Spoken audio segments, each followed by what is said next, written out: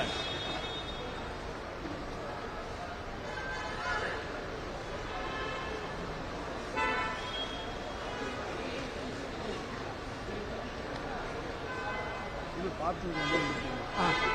அனைவருக்கும் வணக்கப்பா.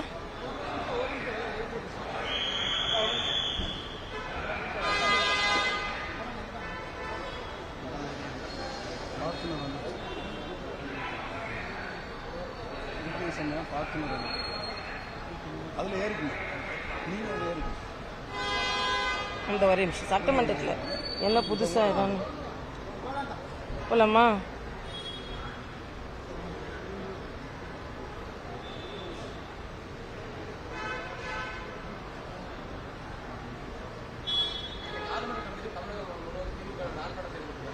சரி சரி அதான் அப்ப அவங்களை கைது செய்யலையாப்பா? திமுக காரர்கள் ஆர்ப்பாட்டத்திற்கு வந்தவர்களை கைது செய்ததா இல்லையா தமிழக காவல்துறை? அப்ப திமுக ஆர்ப்பாட்டத்துக்கு எப்ப வேணாலும் அனுமதி, பாஜக மற்றும் எதிர்க்கட்சிகளின் ஆர்ப்பாட்டத்திற்கு எப்பொழுதுமே அனுமதி கிடையாது. அது மட்டுமல்ல, பெண் தலைவர்கள் தங்களது கோரிக்கையை பெண்களுக்கு பாதுகாப்பு வேண்டும் என்று தமிழக தெருக்களில் இறங்கி போராடுவதற்கு அனுமதி கிடையாது. ஆக அண்ணன் ஸ்டாலின் தலைமையில் என்ன ஆட்சி நடந்து கொண்டிருக்கிறது என்று எனக்கு தெரியவில்லை. ஒரு சர்வாதிகார ஆட்சி. திமுக நினைச்சா போராடலாம், அண்ணன் வைகோ நினைச்சா டங்ஸ்டன் அந்த பிரச்சனை தீர்ந்து போச்சு. மத்திய அரசு தமிழக மக்களுக்கு எதிரான மனநிலையில் நாங்கள் என்றுமே இல்லை என்று சொல்லியாகிவிட்டது. மதுரையில டங்ஸ்டனுக்கு அவரோட ஆர்ப்பாட்டத்துக்கு அனுமதி. திருமாவளவன் அவர்கள், அண்ணன் திருமாவளவன் அவர்கள், மரியாதைக்குரிய அமித்ஷா அவர்கள், அம்பேத்கர் அவர்கள் நாங்கள் மதிக்கிறோம் என்று விவரம் சொல்லிவிட்ட பிறகும் அவர்கள் ஒரு ஆர்ப்பாட்டம். ஆனா இன்னைக்கு தேசிய கீதம் உதாசீனப்படுத்தப்பட்டிருக்கிறது. அதற்கு ஆளுநர் ஒரு கண்டனத்தை தெரிவித்தால், ஆனால் நீங்கள் அவரை எதிர்த்து ஆர்ப்பாட்டம் செய்வதற்கு அனுமதி, எல்லா இடங்களிலும் அனுமதி. நாங்க ஆர்ப்பாட்டம் செஞ்சா சட்டம் ஒழுங்கு பாதிக்கப்படும், ஆனா அவங்க ஆர்ப்பாட்டம் செஞ்ச சட்டம் ஒழுங்கு பாதுகாக்கப்படுமா? இப்ப என்ன ஆட்சி இங்கே நடந்து கொண்டிருக்கிறது? அதுவும் ஆளுநரை எதிர்த்து பிரிவினைவாதத்தை தூண்டுகிறார் என்று. எங்கேயானும் தேச ஒற்றுமைக்கான தேசிய கீதத்தை மரியாதை கொடுங்கள் என்று சொன்னால் அது பிரிவினைவாதம் என்று புதிய அர்த்தத்தை தமிழக அரசு தான் கற்பிக்க முடியும். அதனால அண்ணன் ஸ்டாலின் தலைமையில் உள்ளவர்கள் இன்னைக்கு வேங்கை வயல் பிரச்சனை நீங்க தீர்த்தீங்களா? இன்னைக்கு ஆண்ட பரம்பரைன்னு உங்களோட அமைச்சர் ஒருவரே ஜாதிய பாகுபாடோடு பேசுகிறார், அதை கண்டிச்சிங்களா? ஆக வேறுபாடையும் பிரிவினையையும் ஏற்படுத்துவது தமிழக முதலமைச்சர் அவர்கள் தான், அதை கண்டிக்காதது. ஆனால் அதே நேரத்தில் ஆளுநர் ஒரு கோரிக்கை வைத்தார், அதுவும் தேசிய கீதத்திற்காக ஒரு கோரிக்கை வைத்தார். அதை நிராகரித்து விட்டு இன்னைக்கு அவருக்கு எதிராகவே ஆர்ப்பாட்டம். அப்ப தமிழகத்தில் கொழுந்து விட்டு எரிந்து கொண்டிருக்கின்ற பெண்களுக்கு எதிரான குற்றங்கள், அதை மறைப்பதற்காக இன்னைக்கு ஆர்ப்பாட்டம் செய்கிறீர்கள்.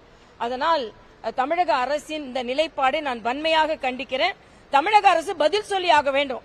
சென்ற 10 நாட்களில் ஆயிரக்கணக்கான தலைவர்களும் தொண்டர்களும் கைதாகினார்கள், அனுமதி மறுக்கப்பட்டது.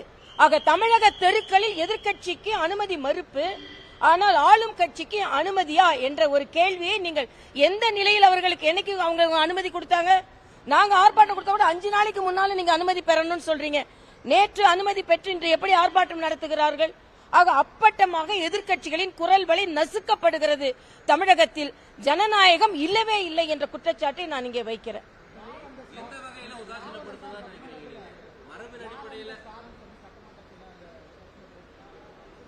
அதாவது தமிழ்நாட்டில் யார் அந்த சார் அப்படின்னு தேடும் போது யார் அந்த பாட்டி அப்படின்னு தேடிக்கொண்டு இருக்கிறார்கள்.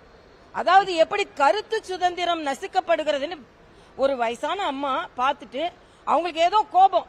ஏன்னா பொங்கல் தொகுப்புல ஒரு ரூபா கொடுக்கலையே, ஒரு 1000 ரூபாய் கொடுத்தா என்ன?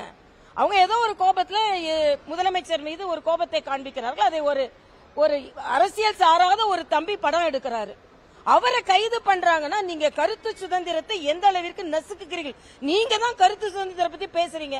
இப்ப அந்த பையனை கைது செய்தாச்சு, இப்ப அந்த எதிர்ப்பை தெரிவித்த பாட்டி யாருன்னு தேடிக்கொண்டே இருக்கிறார்களாம்.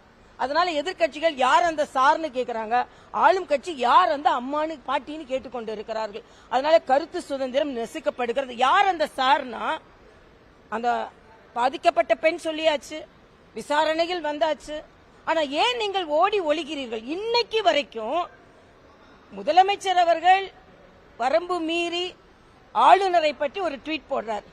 ஆனா அண்ணா பல்கலைக்கழகத்தில் பாதிக்கப்பட்ட பெண்ணைக்கு நியாயம் கிடைக்க வேண்டும் என்று ஏன் நீங்க யாரும் வாயை திறக்க மாட்டேன்றீங்க?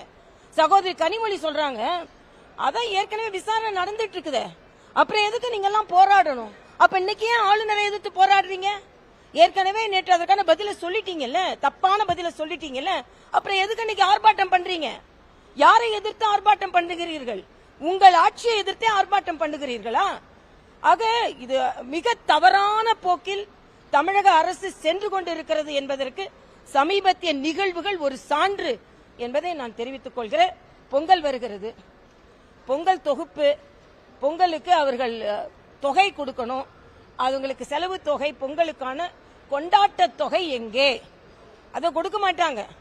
ஏன்னா சூரியன் உதிக்கும் போது, அந்த பொங்கலுக்கு உள்ள சூரியன் உதிக்கும் போது கொடுத்தா தேர்தல் சூரியன் உதிக்கும் போது அவங்க மறந்துடுவாங்களாம்.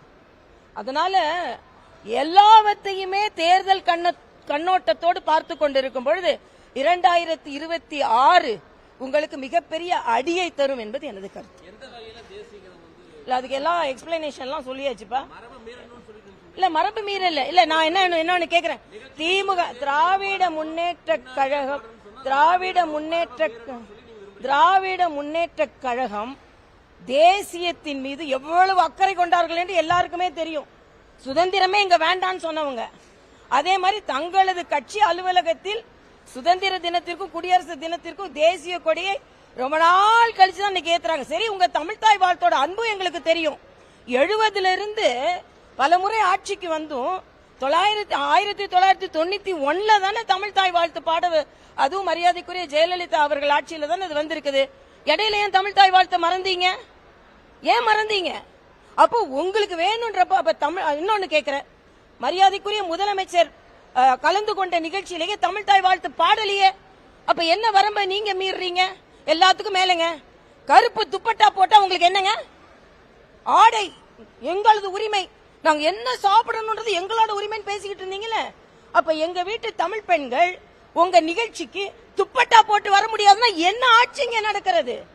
கருப்பு துப்பட்டா வந்து ஏன் பயப்படுறீங்க? எல்லாவற்றையும் பார்க்க பயந்து, ஆளுநரை பார்த்தா பயம், ஆளாளை பார்த்தா பயம், எதிர்கட்சியை பார்த்தா பயம், பெண்களை பார்த்தால் பயம், பெண்களோட துப்பட்டா பார்த்தா பயம், பெண்களோட கருப்பு துப்பட்டா பார்த்தா பயம்.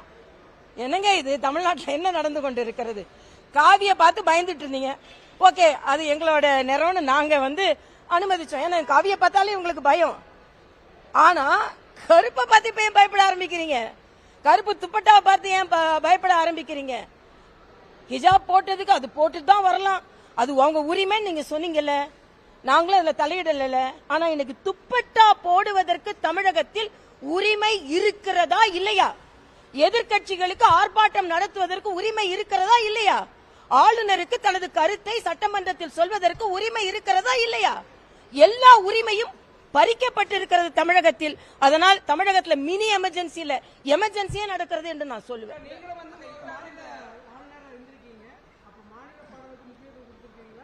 ரெண்டு பாடலுக்குமே முக்கியத்துவம் கொடுத்திருக்கோம். அண்ணன் இல்ல அது ப்ரொசீஜர், அது நீங்க தான் சொல்லிருக்கீங்க. ஆனா நான் மாநில ஆளுநராக இருந்தப்போ புதுச்சேரியில தேசிய கீதத்தோட தான் கார்ட் ஆஃப் ஆனர் கொடுப்பாங்க. இப்ப அது கூட ஒன்னு சர்க்குலேட் பண்ணிட்டு இருக்காங்க, நீ தமிழ்தாய் வாழ்த்து பார்த்தின உடனே தானே நீ ஆரம்பிச்சேன்னு. இல்ல, நான் அந்த இதே வச்சிருக்கேன், நோட்டீஸ் எனக்கு கொடுத்ததே. ஆளுநர் வருவார்கள், தேசிய கீதத்தோடு வரவேற்கப்படுவார்கள், பின்பு தமிழ்தாய் வாழ்த்து பாடப்படும், ஆளுநர் உரையை ஆரம்பிப்பார். நான் என்ன கேட்கிறேன், ஒரு தேசிய கீதத்தை வைத்து, ஒரு தேசியத்தை வைத்து நீங்க இவ்வளவு பிரச்சனை பண்ணுமா? அன்னைக்கு ஆர்ப்பாட்டம் பண்ற அளவுக்கு என்ன ஆர்ப்பாட்டம் நான் கேட்கிறேன். அதனால தமிழகத்தில் எல்லா குரல் வலையும் நெரிக்கப்படுகிறது என்பது எனது கருத்து.